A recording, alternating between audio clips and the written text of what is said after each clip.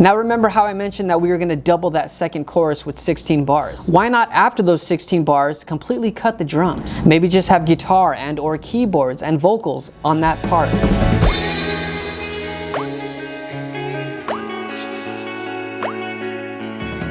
Hey, it's me in my car again. In this video, I'm going to show you guys 3 big mistakes that beginner songwriters make, and then I'm going to show you what you can do to fix those mistakes. So it's been a couple of years, you finally learned some chords, you know how to put some words together, but your family and friends are scared to hurt your feelings and tell you that your songs aren't that great.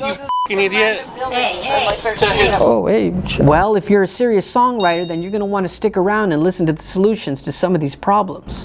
Your songs sound the same. Idiot. Now, why do they sound the same? It could be many reasons. It could be that you're using the same tempo, you might be using the same chord progressions, or singing about the same things. Why must I cry, tell me why? Well, I mean, it could be all the above. Now, my first suggestion is think of what your next song is going to be about. Then, depending on the content of your song, can determine the tempo or even the mood. Now, a sad song doesn't have to be slow, and a happy song doesn't have to be upbeat. There are rules to be broken.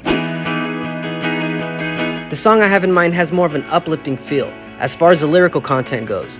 So to help put the listener in that particular state of mind, I chose to make this song upbeat with the BPM at 155.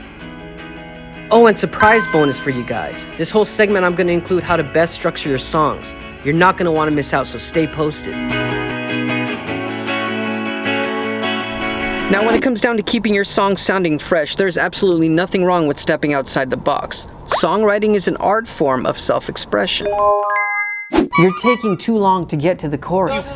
Idiot. Now, if not most, then a lot of people are used to that radio-friendly formula, whether we can recognize it or not. And that is, the chorus will come in no later than 50 seconds from when the song starts. If the chorus came in any later than that, then the song would feel like it's dragging, and we start to lose interest, unless there's like other significant dynamics going on before then. Now what can we do? I would suggest starting with an intro of 2 to 4 bars. That can be with 2 or 3 chords, whatever you're comfortable with.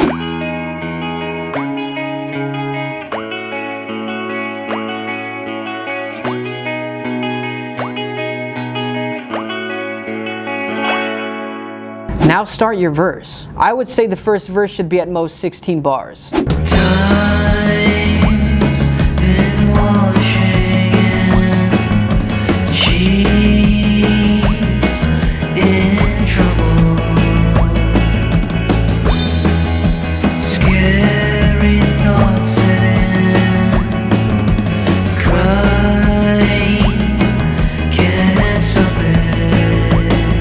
Then we can jump into the chorus for 8 bars, and then go back to the intro. But she won't give in. Her heart's on fire.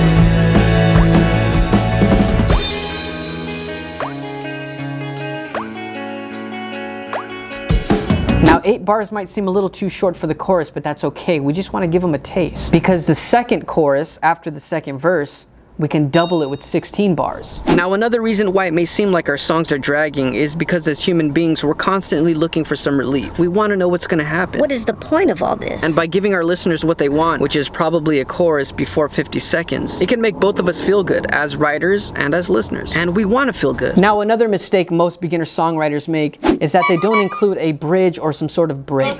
Idiot. Now, a bridge doesn't have to be a key change or a completely different chord progression. It can be, but there are other ways to giving your listeners a break. I think a good song needs some sort of balance. Now, remember how I mentioned that we were going to double that second chorus with 16 bars? Because the second chorus, we can double it with 16 bars. Why not after those 16 bars completely cut the drums? Maybe just have guitar and or keyboards and vocals on that part.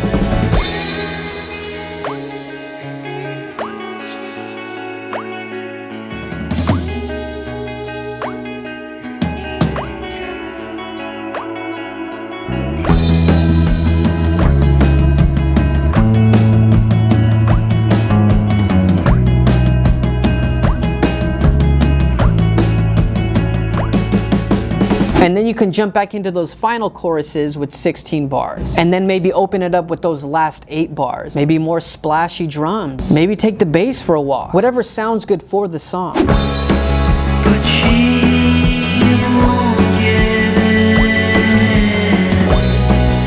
Her heart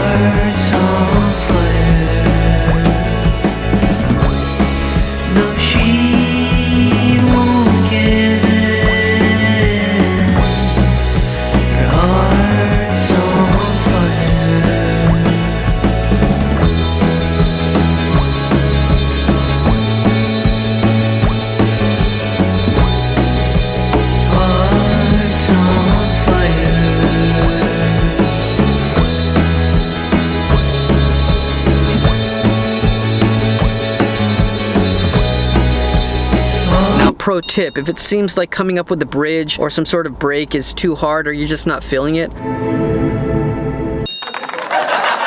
then I would suggest coming up with a simple lead. And maybe just playing the verse chords underneath that lead. Alright folks, feast your eyes on Exhibit A. Here I have a screenshot of my recording session via Ableton from the song you guys been listening to in this video. This is how the structure looks. Now if you feel the need to do so, pause the video and count the bars yourself. A standard structure like this or similar will always put your songs at 3 minutes, give or take a few. Now most radio-friendly songs are around or under the 3-minute mark. You're more than welcome to use this as a template or guide for your future hits. Now your argument could be, Willie boy, I'm not trying to make radio hits.